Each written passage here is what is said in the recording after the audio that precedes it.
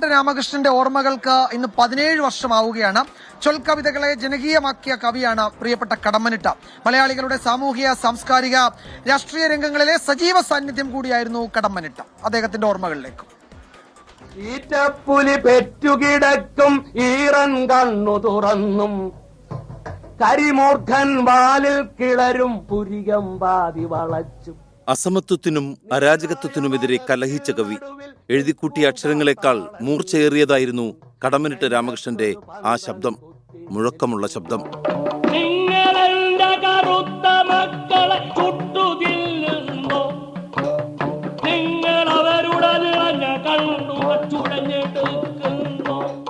നാടോടി സംസ്കാരത്തെയും നാടൻ കലാരൂപങ്ങളെയും സമന്വയിപ്പിച്ചുള്ള രചനാശൈലി. കാൽപ്പനിക കവിതകളുടെ കാലഘട്ടത്തിൽ മനുഷ്യ കേന്ദ്രീകൃതമായ കവിതകൾ നാടുതോറും പടയണിപ്പാട്ടിന്റെ ജൈവതാളത്തിൽ അവതരിപ്പിച്ചു കടമ്മനിട്ട രാമകൃഷ്ണൻ. കരളിൻ കനിയായി തീരാനച്ചെറുകാനന ശൂന്യം വിടരുകയായി. 80കളിലെയും 90കളിലെയും യുവത തങ്ങളുടെ തീഷ്ണ യൗവനം താണ്ടിയത് കടമ്മനിട്ട കവിതകളിലെ ജതിഘടനയെ ഹൃദയതാളമാക്കിയാണ്. കാട്ടാളനും കുറത്തിയും ദേവീസ്താവുമെല്ലാം ഇന്നും നമുക്ക് തിളയ്ക്കുന്ന കാവ്യാനുഭവങ്ങൾ.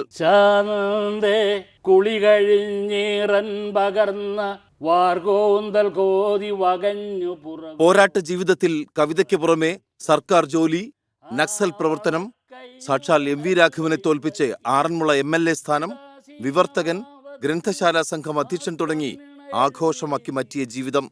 ഒടുവിൽ അർബുദത്തോട് തോൽവി സംബന്ധിച്ച് കവി വിടവാങ്ങിയത് 2008 മാർച്ച് 31.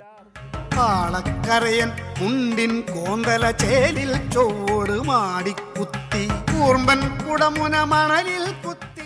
പാളക്കരയൻ മുണ്ട്, കാറ്റിലാടുന്ന നീളൻ മുടി, മുറുക്കി ചുവപ്പിച്ച ചുണ്ട്, വായ മുഴുക്കെ തുറന്നുള്ള സത്യത്തിന്റെ ചിരി, ജനിമൃതികൾ താണ്ടി നടന്നുവരുന്ന സൂഫി വര്യൻ പോലെ കടമ്മനിട്ട രാമകൃഷ്ണൻ.